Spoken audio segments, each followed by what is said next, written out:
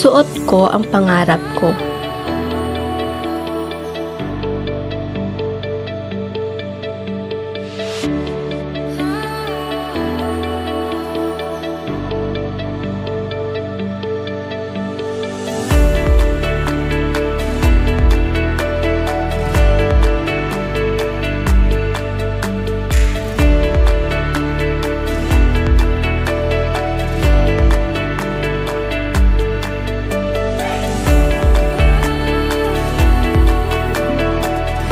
Ako si Sydel Ann A. De Leon mula sa Baitang Siampang, Katisa.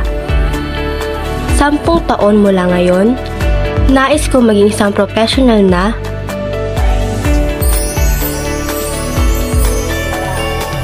psychologist. Gusto ko makita ang aking sarili na isang matagumpay na tao at unti-unting nakakamit ang mga mithiin sa buhay. Bata pa lamang ako, ninanais ko nang makatulong sa mga nangangailangan mapa-mental man o physical kahit sa maliit na bagay. Nais kong makamit ang aking pangarap upang balang araw, maibalik ko ang sakripisyo ng aking mga magulang at maibigay ko ang mga pangangailangan at gusto nila. Dahil dito, nagkaroon ako ng motivation upang magsikap sa pag-aaral at makapagtapos.